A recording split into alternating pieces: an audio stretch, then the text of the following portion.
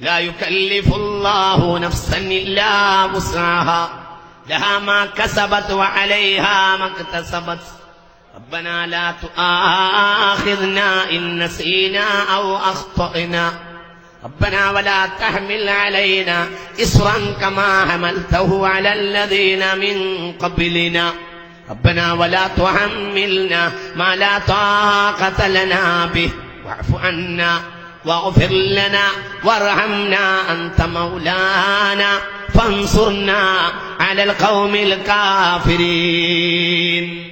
ഇത് പ്രകാശം പരത്തുന്ന ആയത്താണ്. ആയത്തുണ്ടാകുമ്പോൾ നിങ്ങളെ തടിയിൽ ഒരു ദിവസത്തിനുള്ള പ്രകാശമുണ്ടാകുമേ. ഇത് നിങ്ങൾക്ക് നഷ്ടപ്പെട്ടു പോകരുതേ. ഹബീബ നബി സ്വഹീഹുൽ ബുഖാരി ഈ ഹദീസിനെ ഒഴിവാക്കിയില്ലേ? അതൊക്കെ ഹദ്ദാദ് ഒഴിവാക്കിയതോടെ ഉമ്മത്ത് തകർന്നു പോയിട്ടുണ്ട്.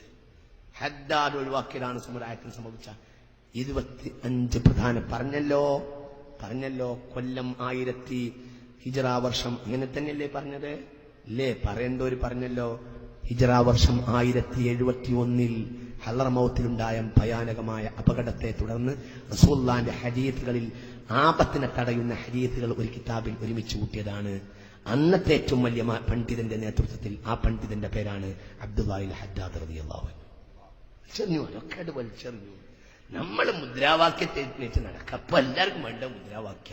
നമ്മളും ഒരുതരം കമ്മ്യൂണിസ്റ്റുകളായി മാറി. അതായത് നമുക്ക് ഈ മതം എന്ന് പറഞ്ഞാൽ ചില ആരാധന ചടങ്ങുകളാണ്. അതിന്റെ അപ്പുറം ഉള്ളുണ്ട് നമുക്ക് വിശ്വാസമില്ല. നമ്മൾ അള്ളാഹിനോട് പറയണം എന്നുള്ള രീതിയും നമ്മളില്ല. നമ്മൾ എങ്ങനെയെങ്കിലും അച്യുതാനം തന്നെ കണ്ണു തുറപ്പിക്കണം എന്നാ നമ്മളെടുത്തത്. അല്ലെങ്കിൽ ഡൽഹിയിലുള്ള ആ വലിയ ആളെ കണ്ണു തുറപ്പിക്കണം എന്നാ പ്രശ്നം പരിഹരിക്കുന്നു. അള്ളാന്റെ കണ്ണ് തുറപ്പിച്ചാലേ ഇവര് കണ്ണു തുറക്കുള്ളൂ. അള്ളാഹു നമ്മൾ നോക്കിയാലേ ഇവർ നോക്കൂ എന്ന് നമുക്ക് മനസ്സിലായില്ല. അള്ളാഹു നോക്കിയാൽ ഇവർ നോക്കും. ഇവർ നോക്കിയാൽ ഒരിക്കലും ആ നോട്ടം കൊണ്ടൊരു ഉപകാരം ചെയ്യാൻ കഴിയില്ല. ഇവരും നമ്മൾ അയിനുരിയള കൊണ്ട് നോക്കണമെങ്കിൽ അള്ളാഹു നോക്കണം. അള്ളാന്റെ ഹബീബ് പറഞ്ഞ അദ്കാർ നടപ്പിലാക്കണം. മുസ്തഫ നബി പറഞ്ഞില്ലേ, ഒന്നും കൂടി പറയട്ടെ, നേരാണ് വൈകും എന്നതുകൊണ്ടാണ് ഈ ദിക്ർ. ബിസ്മില്ലാഹില്ലദി ലാ യദുറു മഅ ഇസ്മിഹി ശൈഉൻ ഫിൽ അർദ്. കേൾക്കണോ?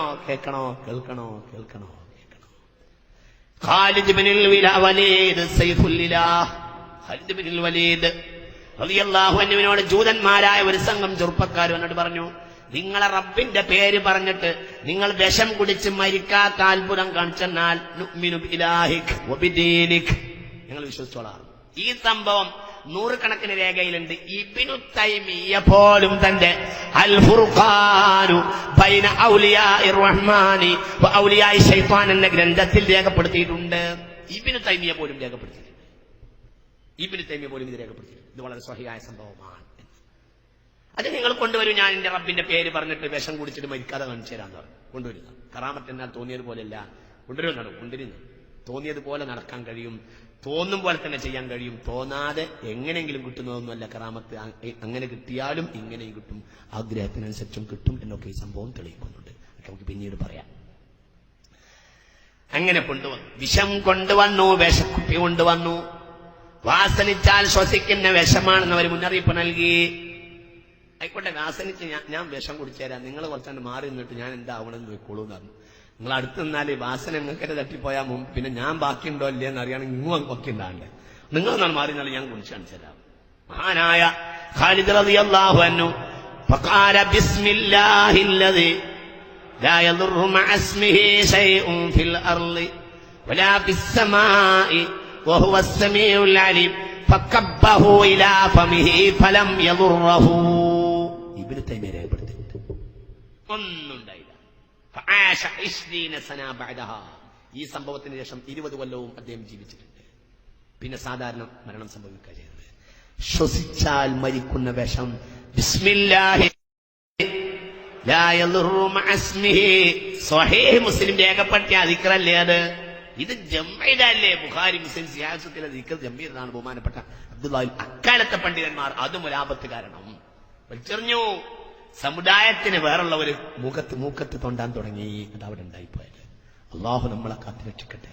നിങ്ങൾക്കറിയോ, ഞാൻ അവസാനിപ്പിക്കാൻ നേരം വൈകിയല്ലോ.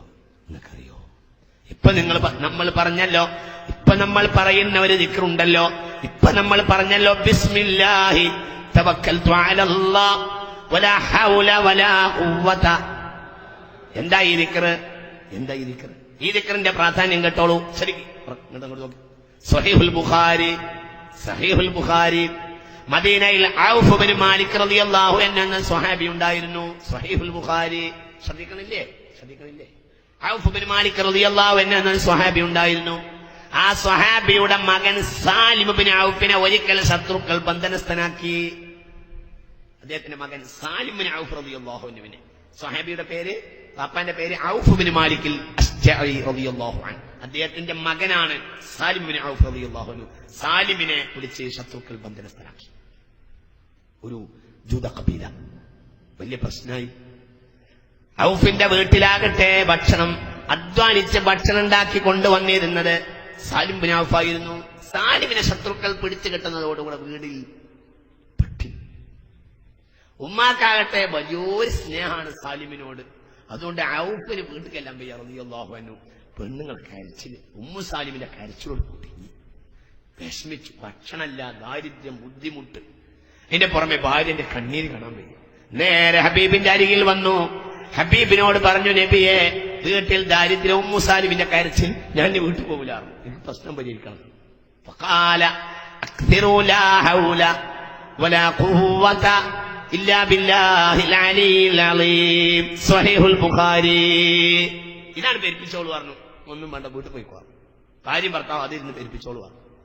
അദ്ദേഹം വീട്ടിൽ പോയി പെരുപ്പിച്ചു. ലാ ഹൗല വലാ ഖുവത ഇല്ലാ ബില്ലാഹിൽ അലിയിൽ അലീം. അങ്ങനെ പെരുപ്പിച്ചു കുറേ ഇരുന്ന് ചെല്ലി. പിന്നെന്തുണ്ടായി? ഇനി നമുക്ക് രണ്ടാം ഭാഗത്തേക്ക് പോകാം. രംഗം നമ്പർ 2 ഇങ്ങോട്ട് പോകാം. സാലിമിനെ പിടിച്ചു കെട്ടിയ കബീല ഒരു രാത്രി, ഇയാളത് സൂക്ഷിക്കണമല്ലോ, ഇയാൾ കൊതലിച്ചാണ്, വലിയ നല്ല വെയിറ്റുള്ള നല്ല ആൺകുട്ടിയാ, വെട്ടിച്ചിട്ട് ഓരോന്നിന്റെയും മൈക്ക് ടൈസനേക്കാൾ പൊട്ടിക്ക് ഓരോത്തിന്. ആ ജാതി കരുത്തുള്ളവനാണ് ബഹുമാനപ്പെട്ട സാലിം റളിയല്ലാഹു അൻഹു. സാലിമിനെ കൊണ്ട് പേര് കുടുങ്ങി. അതുകൊണ്ട് എല്ലാവരും നോക്കി വെച്ചിരിക്കും സാലിമിനെ. 1-2 ആളുകളൊക്കെ സാലിമ അട്ടിച്ച് പത്തിയാക്കും. ആ ജാതി ആൺകുട്ടിയാ സാലിം. കബീല നോക്കിയിരിക്കും. ഇവർക്കാകട്ടെ ഇടക്കിടക്ക് കള്ളുടിക്കാതെ കുറെ ദിവസമൊക്കെ ഇവർ ക്ഷമിച്ചു. പിന്നെ അവസാനം കുടുങ്ങിയപ്പോ ഇവര് ഒരു ഊഴം നിശ്ചയിച്ചു. ഒരു കൗമനോട് പറഞ്ഞു, നിങ്ങൾ നോക്കിക്കോളൂ സാലിമിനെ, ഞങ്ങൾ ഇന്ന് കള്ളുടിക്കട്ടെ, നാളെ നിങ്ങൾക്ക് കള്ളുടിക്കാം, അപ്പൊ ഞങ്ങൾ നോക്കിക്കോളാം. ആയിക്കോട്ടെ, തീരുമാനിച്ചു. അങ്ങനെ ഊഴം നിശ്ചയിച്ച് ഇവര് കള്ളുടിക്കാൻ വേണ്ടി ഒരുങ്ങി. കള്ള് കുടിക്കും, മറ്റൊരു കള്ളുടിച്ച് ലോഡായിട്ട് വീണ് കിടക്കുക. ഇതോടുകൂടെ സാലിമാണല്ലേ ബന്ധനത്തിനൊക്കെ പുറത്തിയാടി, ഒക്കെ ചാവിട്ടി പൊട്ടിച്ച് പുറത്താണ് ചാടിയിട്ട് അങ്ങോട്ട് ശരിയാക്കി ഓരോന്നിനെയും അടിച്ച്. ആ പഴയ കാലത്തെ മലപ്പുറത്തെ തല്ല്, പഴയ മലപ്പുറത്ത്, ഇപ്പത്തെ മലപ്പുറത്തല്ല, പഴയ കാലത്ത് അടിച്ചിട്ട് ഇങ്ങോട്ട് ശരിയാക്കിയത്. അടിച്ച് ഓരോന്നിനെയും ഇങ്ങോട്ട് സൈഡാക്കി വീണുവല്ല ഒറ്റപ്പോലെ പോന്ന്. കുറച്ച് ദൂരം കഴിഞ്ഞപ്പോ സാലിമിന് തോന്നി, എന്തിനാ ഞാൻ ഒറ്റക്ക് പോകുന്നത്, ഏതായാലും വീണ് നടക്കാനുള്ള. ഒരു കൂട്ടർ കള്ളുടിച്ച് സൈഡായിട്ടുണ്ട്, ഒരു കൂട്ടർ അടി കിട്ടി സൈഡായിട്ടുണ്ട്. ഞാനായിട്ട് വെറുതെ പോകുന്നത് എന്തിനാ? അവരെ ധനം മുഴുവനും കൊണ്ടുപോകാൻ തീരുമാനിച്ചു. മടങ്ങിപ്പോന്നു. അവരാടും ഒട്ടകമാണ് തെളിച്ചു. 100ഓളം ആടുകളും 100ഓളം ഒട്ടകങ്ങളും 4000ഓളം ആടുകളും ഉണ്ടായിരുന്നു ആ കബീലക്ക്. ഇത് മുഴുവനും തെളിച്ചിട്ട് അടുത്തൊന്നും വരെ സൈഡാ എന്ന് എണീക്കൂല. നേരം വെക്കുമ്പോ നിൽക്കറ്റന്റെ അടുത്ത് എത്താൻ തീരുമാനിച്ചിട്ട് ഒറ്റപ്പോരെ സാലിം ഗനീമത്തും കൊണ്ടിട്ട് പോന്നു. ഒറ്റപ്പോരെ മദീനയിൽ വന്നു. ഔഫിന്റെ വീട്ടുപടിക്കൽ ആടും ഒട്ടവും കരഞ്ഞിട്ട് വരിക. നേരം വെക്കുമ്പോ ഔഫിന് ബേജാറായി റളിയല്ലാഹു അൻഹു. പാഞ്ഞു നബിയുടെ അടുത്തേക്ക്, നബിയെ, എന്ത് പണിയാ സാലിം ചെയ്തത്? സാലിം വല്ലാത്ത ബുദ്ധിമുട്ടാണല്ലോ ചെയ്തത്, ഞാൻ അങ്ങനെയൊന്നും കരുതിയിട്ടില്ലല്ലോ. സാലിം വരുന്നതിന്റെ പോലെ സാലിം ആ കുടുംബത്തിലെ കബീല മുഴുവനും കൊണ്ടുവന്നു. അപ്പോൾ ഹബീബ് ചിരിച്ചിട്ട് പറഞ്ഞു, അതല്ലാഹു തന്ന ഭക്ഷണമാണ്, കിസ്മത്ത് വരെ കൊടുക്കണ്ട. യുദ്ധത്തിലാണെങ്കിൽ പോയവർ കോരി കൊടുക്കണം, ഇത് ഒറ്റക്കാണ്, മുഴുവൻ എടുത്തോളൂ. ബിലൈലത്തിൻ കാന അഫ്ഖറന്നാസി ബിൽ മദീന ബിലൈലത്തിൻ സാറു അഗ്നന്നാസി ബിൽ മദീന ബിബറകതി ലാ ഹൗല വലാ ഖുവത ഇല്ലാ ബില്ലാഹിൽ അലിയിൽ അലീം. ഈ സംഭവത്തിലാണ് ومن يتق الله يجعل له مخرجا ويرزقه من حيث لا يحتسب ومن يتوكل على الله فهو حسبه എന്ന സൂറത്തു ത്വലാഖിലെ 3-ാമത്തെ ആയത്ത് ഇറങ്ങിയിട്ടുള്ളത്. സാലിം ഈ മുതൽ കൊണ്ടുവന്നപ്പോഴാണ് ഈ ആയത്തിറങ്ങിയത്. സാലിമിനെ സ്ഥിരീകരിച്ചു. ലാ ഹൗല വലാ ഖുവത ഇല്ലാ ബില്ലാഹിൽ അലിയിൽ അലീം. മുഅ്മിനീങ്ങളെ,